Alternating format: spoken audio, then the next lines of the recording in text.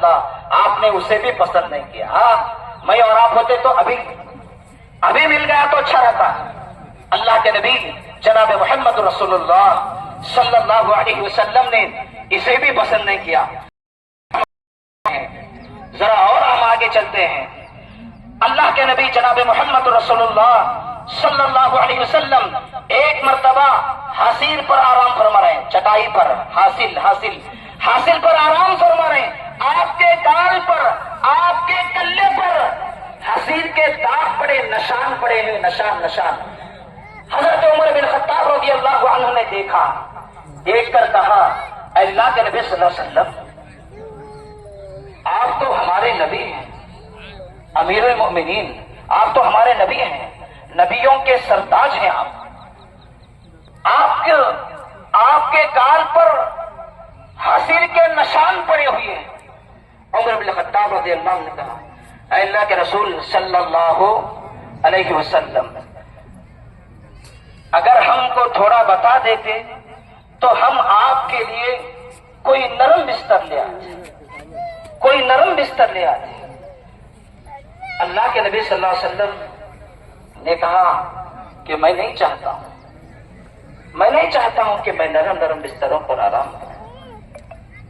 حضرت عمر بن خطاب رضی اللہ عنہ نے کہا, اے اللہ کے رسول صلی اللہ علیہ وسلم, خیسر و کسریٰ کے لوگ بڑے بڑے مالدار, بڑے بڑے محل والے نرم گدیوں پر سو رہے ہیں. آپ ایمان والے ہیں. اللہ کے رسول صلی اللہ علیہ وسلم نے کہا کہ میں نہیں چاہتا, میں یہ چاہتا ہوں میری زندگی ایک مسافر کی طرح گزرے. سبحان اللہ, کیا نبی ہے ہمارے. نبی صلی اللہ علیہ وسلم نے کہا کہ نہیں, میں ایک مسافر کی طرح زندگی گزار رہا ہوں. ایک مسافر کسی درخت کے سایہ دار درخت کے نیچے آرام کرتا ہے, پھر اس درخت کو چھوڑ کر جاتا ہے. میری زندگی بھی یہی ہے, میری اور آپ کی زندگی بھی یہی ہے. سبحان اللہ. اللہ کے نبی جناب محمد رسول اللہ صلی اللہ علیہ وسلم کا جواب کیسے تھا؟ سوچئے میرے بھائیوں, آج ہم کتنا مال و دولت کے پیچھے پڑے, کتنا عہدوں کے پیچھے پڑے ہوئے ہیں, کتنے ہم لالچی بن گئے. دین سے دور, دنیا کی محبت رگے رگ میں بسی ہوئی ہے. دیکھو رمضان میں مسجدیں آباد تھے, رمضان جو ہی ختم ہو جائے گا مسجدیں ویران ہو جائیں گی. ارے ہم اللہ کے گھروں کو آباد کریں گے, اللہ ہمارے گھر کو بھی آباد کرے گا, ہمارے بیوی بچوں کو بھی آباد کرے گا, ہمارے دین کو بھی آباد کرے گا. آج مسجدیں دیکھو, مسجدیں پکی ہیں, نمازی کچے تھے. نبی کریم جناب محمد رسول اللہ صلی اللہ علیہ وسلم کے زمانے میں مسجدیں کچی تھی, نمازی بھی پکے تھے. آج مسجدیں پکے, ایک سے ایک عمارتیں, ایک سے ایک ٹائلس, یہ بہت کچھ خرچ کیا جاتا ہے, لیکن مسجدیں ہماری خالی ہیں. اس لیے میرے بھائیوں, مسجدوں کو آباد کریں گے انشاءاللہ. آئیے اسی طریقے سے اللہ کے نبی جناب محمد رسول اللہ صلی اللہ علیہ وسلم کی حدیث ہے, حضرت عمر بن خطاب رضی اللہ عنہ نے حضرت حذیفہ کو مدین کا گورنر بنا کر بھیجے. تاریخی واقعہ ہے, غور سے سنیں. حضرت عمر بن خطاب رضی اللہ عنہ امیر المؤمنین حضرت حذیفہ کو مدین کا گورنر بنا کر بھیجے, حاکم بنا کر بھیجے. سبحان اللہ. صحابی جا رہے ہیں مدین کی طرف. وہ مدین کیسا علاقہ, سبحان اللہ, بہت کچھ مال و دولت سے نوازا ہے, بہت سارے کروڑ پتی, لکھ پتی, ارب پتی ہیں. مدین کو جا رہے ہیں. عمر بن خطاب رضی اللہ عنہ سوچ رہے ہیں, ارے حذیفہ کو اتنا بہترین موقع ملا, اتنے عالیشان بلڈنگوں کی جگہ جا رہے ہیں حکومت کرنے لیے, گورنری کرنے کے لیے. سبحان اللہ. حضرت حذیفہ بن یمان جا رہے ہیں. کیسا جا رہے ہیں؟ ایک لباس میں جا رہے ہیں. سبحان اللہ. ایک لباس میں جا رہے ہیں, جو پہنے ہوئے ہیں اس لباس میں جا رہے ہیں. جب مدین پہنچے, اور سے سنیں تاریخی واقعہ, جب مدین پہنچے, مدین والے سارے کے سارے لوگ جمع ہوئے, آپ کو ویلکم کہے, اہلاً و سہلاً. پھر اس کے بعد پوچھے آپ کو کیا کیا چاہیے, کیا کیا چاہیے. ہم سب آپ کو دینے کے لیے تیار ہیں, ہم سب آپ کو دینے کے لیے تیار ہیں. سبحان اللہ, سبحان اللہ. صحابی کی بات کو یاد رکھیں. حضرت حذیفہ نے کہا مجھے کچھ نہیں چاہیے، مجھے کچھ نہیں چاہیے، بس میں زندگی گزارنے کے لیے روٹی کے چند ٹکڑے چاہیے۔ اللہ اکبر، قربان چاہیے صحابہ، زندگی گزارنے کے لیے روٹی کے چند ٹکڑے چاہیے، جو میرے ساتھ جانور ہیں، سواری ہے، میرے جانوروں کو گھاس چاہیے، بس اس سے بڑھ کر مجھے کچھ نہیں چاہیے۔ سبحان اللہ، صحابی رسول کے الفاظ کیا تھے، اس لیے انہیں لقب ملا رضی اللہ عنہم ورضوا عنہ۔ پھر دیکھو گورنری ختم ہونے کے بعد، گورنری ختم ہونے کے بعد آ رہے ہیں، واپس اپنے علاقے پر آ رہے ہیں۔ حضرت عمر بن الخطاب رضی اللہ عنہ نے سوچا کہ حذیفہ ایسے عالیشان شہر میں گئے، اب آ رہے ہیں، کتنا دولت کا انبار اپنے ساتھ لائیں گے۔ عمر بن الخطاب رضی اللہ عنہ ایک دیوار کے کونے میں چھپ کر کے دیکھ رہے ہیں، حذیفہ آ رہے ہیں، جس لباس میں گئے اسی لباس میں آ رہے ہیں۔ سبحان اللہ، اللہ اکبر۔ میں اور آپ ہم سب ہوتے، کوئی عہدہ منصب ملتا، سب پہلے اپنا گھر بھنگتے، اپنا گھر بھراتے، بینک بیلنس بھراتے۔ حذیفہ بن یمان آ رہے ہیں، حذیفہ بن یمان آ رہے ہیں، جو لباس میں گئے تھے اسی لباس میں آ رہے ہیں۔ عمر بن الخطاب رضی اللہ عنہ کو دیکھ کر خوشی برداشت نہیں ہوئی، خوشی برداشت نہیں ہوئی، فوراً آپ آگے بڑھے، کندھے سے کندھا لگا دیا اور بھروسہ دیا، واقعی میں حذیفہ تم نے بہترین گورنری کی۔ سبحان اللہ، یہ تھے ہمارے صحابہ، یہ تھے ہمارے صحابہ۔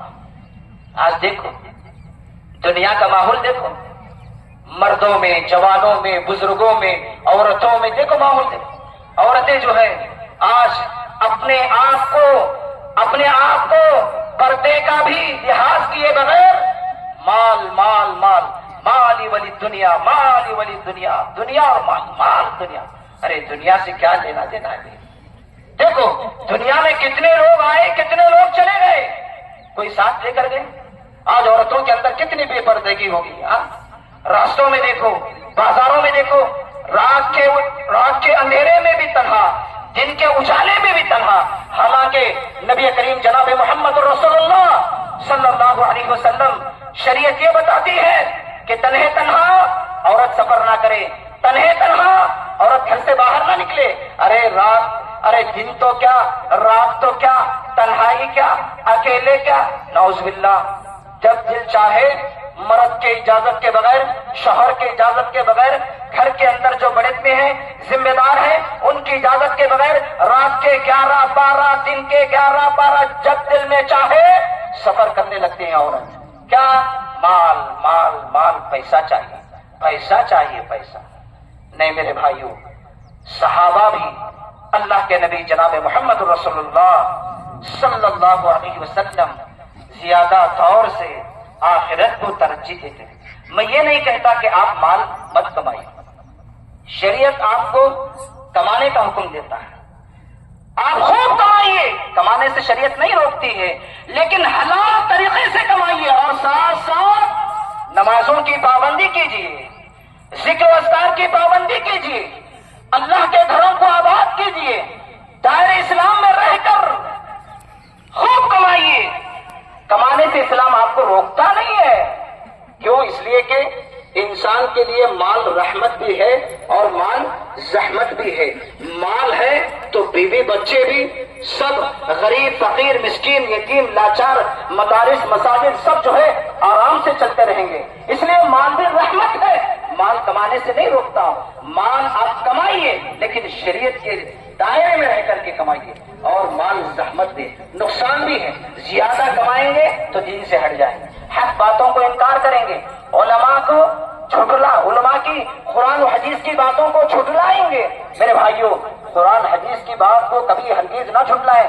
میرے اور آپ کے اندر کمی پیشی ہوتی ہے، لیکن عمل کرنے میں کمی پیشی ہوتی ہے، اس میں جھٹلانے کا انکار مت کریں۔